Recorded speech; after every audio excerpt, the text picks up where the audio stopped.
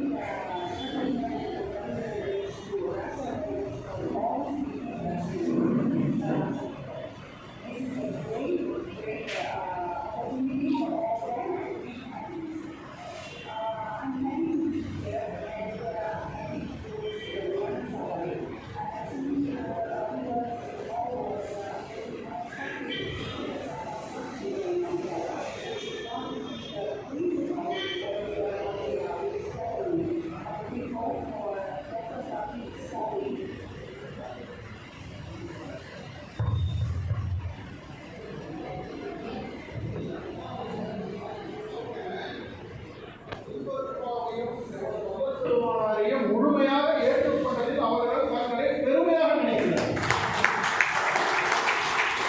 அவங்க சொல்றாங்க,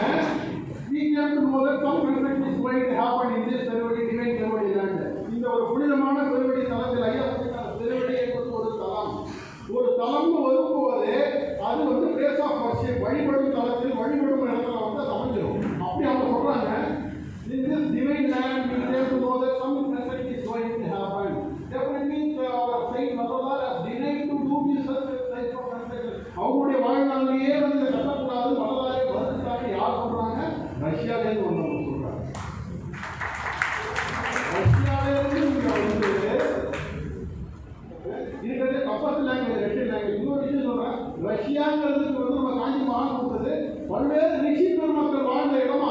ரிஷியா என்பதுதான் மாறி என்று ரஷ்யா என்று உள்ளது. அப்படி ஒரு ஒரு இடத்தையும் வந்து ஒரு ஒரு மார்க்கத்தவரை போய் நம்ம வல்லல் பெருமான அன்னைக்கு சொன்னாங்க, நான் உருவமாக இல்லாமல் அருவமாக இருந்து அனைவரையும் மாற்கொள்ள வேண்டும். அப்படி ஆட்கொண்டு அப்புறமே நீங்க வரும்போது இவங்க இந்த இடத்துல சர்வதேச மையம் நம்ம அடுத்து மறுபடியும் ஒரு இந்த கோர்ட்டு விஷயங்களை பற்றி நம்ம வழக்கறிஞர் ஐயா வந்து சொல்லிட்டாங்க. அது ஒரு சின்ன ஒரு பவர் பாயிண்டா போட்டு உங்களுக்கு எக்ஸ்பிளைன் பண்ணா கொஞ்சம் புரியும்னு.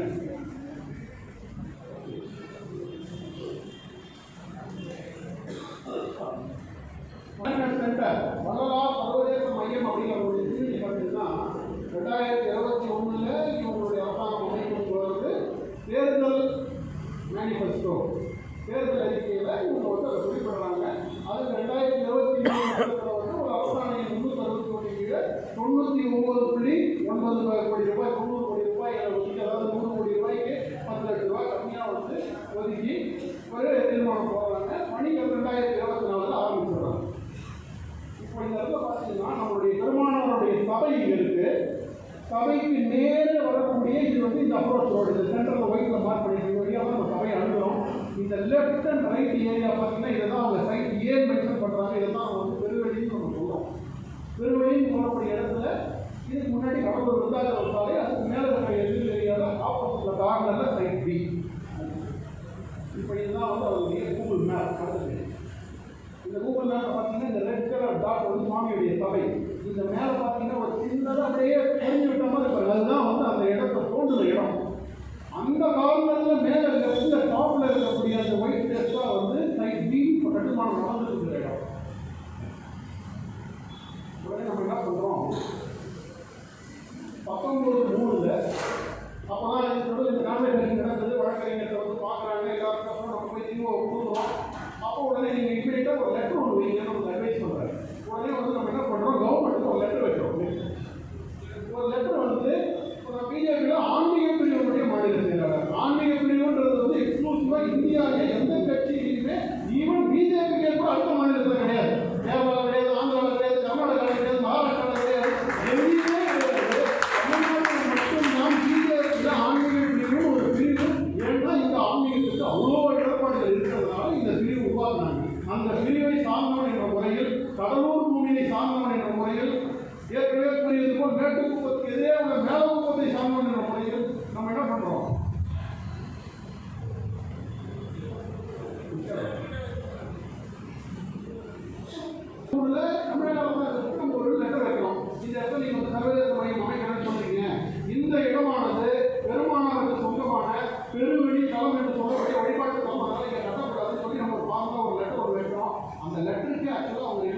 பண்ணணும். ஆனால் அவங்க ரிப்ளை பண்ணுவாங்க பண்ண மாட்டாங்கன்னு எதிர்பார்க்க உங்க லெட்டர் வைக்க கிடையாது. நம்மளை பொறுத்த வரைக்கும் ஒரு ப்ரொசீஜர் லெட்டர் வைக்கணும். வச்சாச்சு அடுத்த 10வது கேஸை ஃபைல் பண்ணிட்டோம். கருத்து வந்துச்சு.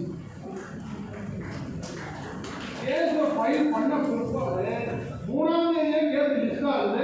3ஆம் தேதியே நம்மளோட வழக்கறிஞர் ஐயா சொன்ன மாதிரி தலைமை நீதிபதியின் கீழ் வழக்கு வந்து இமீடியட்டா நீங்க ஒரு டீடைல்டு ஒரு ரிப்போர்ட் வந்து சப்மிட் பண்ணணும் அப்படின்னு சொல்லி ஒரு டீடைல்டு ரிப்போர்ட்டுக்காக ஆணையிடுறாங்க.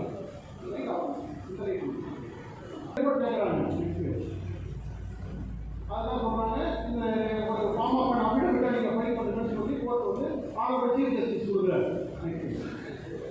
இதுக்கிடையில் என்ன பண்றாங்கன்னா, வடலூரின் பூர்வக்குடி மக்கள் வள்ளல் பெருமானார் சாலை சம்பந்திகள் என்று சொல்லக்கூடிய நம்மளுடைய பாதிப்புடைய வந்திருக்காங்க. அங்கிருந்து பார்வதிபுரம் மக்கள் அத்தனை பேர் என்ன பண்றாங்கன்னா குழிக்குள்ள போராடுறாங்க. மக்கள் சக்தி அந்த இடத்துல காமிக்கணும்னு சொல்லி எந்த விதமான எதிர்பார்ப்பும் இல்லாமல் 300க்கும் மேற்பட்ட மக்கள், பெண்கள், குழந்தைகள் உட்பட அனைத்து பேரும் வந்து அந்த குழிக்குள்ள இறங்கி போராடி தமிழ்நாடு மட்டும் இல்லை இந்தியா மட்டும் எல்லா பேர்களையும் வந்தது. அதுல என்ன செய்யறாங்கன்னா துர்பாகியமான ஒரு சூழ்நிலை, இறங்கி தர்மத்துக்கான போராடுற மக்களை இந்த அரசாங்கம் கைது பண்றாங்க. 161 பேரை கைது பண்ணி அவங்க பேர்ல கடுமையான ஒரு கிரிமினல் கேஸ் அவங்க பேரை கைது பண்றாங்க. இதுவும் இந்த மக்களுக்கு தெரியாது. ஜெனரலா நினைக்கிறாங்க அரசாங்க மண்டபம் அனுப்பிடுவாங்க. மறுநாள் காலையில தான் அவங்களுக்கு தெரிய வருது இவங்க மேல கடுமையான வழக்குகள் புனையப்பட்டிருக்கிறது. இதுதான் அவங்களுடைய எஃப்ஐஆர் தான். இதுல என்ன சொல்றாங்க, கெட்ட வார்த்தைகளால மென்ஷன் பண்ணி அந்த எஃப்ஐஆர்ல மக்கள் வந்து ஒரு மக்கள் சக்தி இறங்கி போராடும் போது அந்த இடத்துல கெட்ட வார்த்தைகள்லாம் அந்த எஃப்ஐஆர்ல போட்டு இப்படிலாம் இவங்க எங்களை திட்டினாங்க போனாங்கன்னு சொல்லி அந்த கன்ஸ்ட்ரக்ஷன்ல வேலை பார்க்கக்கூடிய கான்ட்ராக்டர் ஜேசிபி ஆபரேட்டர் கம்ப்ளைண்ட் ஒரிஜினலா ஒரு ப்ராஜெக்டுக்கு ஒரு மக்கள் எதிர்ப்பு தெரிவித்து போராட்டம் நடத்துறாங்கன்னா அதுக்கு கம்ப்ளைண்ட் தெரிவிக்க வேண்டிய நபர் யாருன்னு கேட்டீங்கன்னா அந்த கோயிலுடைய செயல் அலுவலர் ஈவோ தான் கம்ப்ளைண்ட் கொடுக்கணும். ஒரு கான்ட்ராக்டர் கம்ப்ளைண்ட் கொடுக்க இருக்கிறாங்க. அப்படியே தெரிஞ்சீங்க இவங்களுக்கு பூராவே விட்டாலும் இவங்களுக்கு என்ன பண்ணணும்னே தெரியாது. அடுத்து என்ன செய்யறாங்க, எஃப்ஐஆர் வந்து உடனே மக்கள் முடிவெடுக்கிறாங்க. நம்மளுடைய இந்த எலெக்ஷனையே பாய்காட் பண்ணிடணும், 2024 ஜெனரல் எலெக்ஷனை பாய்காட் பண்ணிடணும் ஒரு முடிவு எடுக்கிறாங்க. முடிவு எடுத்த உடனே என்ன பண்றாங்க, கவர்மெண்ட் சொல்றாங்க இல்ல வாங்க பீஸ் கமிட்டி பேசுவோம், அமைதி பேச்சுவார்த்தை உடனே என்ன பண்றாங்க, தாலுகா ஆபீஸ்ல தாசில்தார் முன்னிலையில டிஎஸ்பி முன்னிலையில உடனே ஒரு அமைதி பேச்சுவார்த்தை நடக்குது.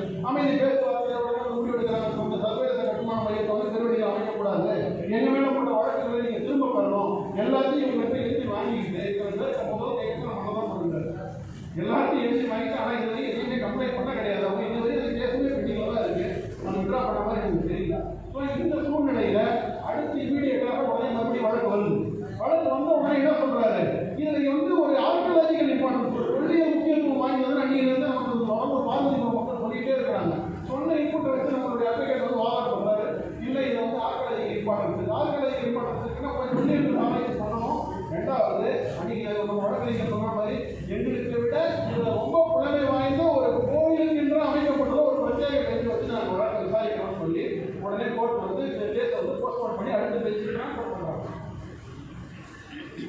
10/5/2024 சொன்ன மாதிரி விடுமுறை அன்னைக்கு விடுமுறை காலத்தில் ஒரு ஸ்பெஷல் கேஸ் தான் இதை எடுக்கிறாங்க.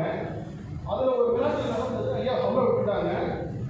இவருக்கு வந்து ஒரு 6 வருஷமா முடியாம பேக் பெயின். இவர் உட்கார்ந்தாலும் எதிர்த்தாரா உட்கார முடியாது. அன்னைக்கு 5.5 மணி நேரம் நின்று கோர்ட்டில் நின்று வாதம் பண்ணியிருக்கேன்.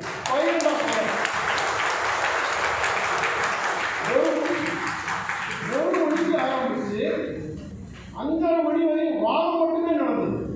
வாதம்னா சாதாரண வாதம், அவங்க பண்றது இரண்டாம் வாதம், நம்ம வக்கீல் பண்றது பிடிவாதம். அந்த வாதத்துல அதுக்கப்புறம் ஏகப்பட்ட குளறுபடி என்னென்னவோ பண்றாங்க. அதுல நம்ம வைக்கிற ஒரு முக்கியமான கண்டிஷன், ஏற்கனவே இதே பெஞ்சு 2021 ஒரு ஜட்ஜ்மெண்ட் கொடுக்குறாங்க. 100 வருடங்களுக்கு மேற்பட்ட கோயில்களை நீங்க வந்து பணிபுரியணும்னா ஒரு வேலை செய்யணும்னு சொன்னால் அதுக்கு ஒரு ஹெரிடேஜ் கமிஷன் அமைக்கணும். அதுக்குன்னு சில ஃபார்மாலிட்டிஸ் இருக்கு. ஐயா சொன்ன மாதிரி சாஸ்திரி அப்படி எதுவுமே நீங்க வாங்கல. எல்லாத்தையும் விட முக்கியமா அரங்காவலர் குழுவை நியமிக்கல. அரங்காவலர் நியமிக்காம நீங்க எதையுமே செய்ய முடியாது, எல்லாத்தையும் கம்ப்ளைண்ட் பண்ணி வாங்கன்னு சொல்லி கேஸை சுழிச்சு அனுப்பிட்டாங்க. முடிச்சுட்டு இதோட 4 மாசத்துக்கு அந்த கேஸை பத்தி எதை பத்தியுமே யாருமே பேச கிடையாது.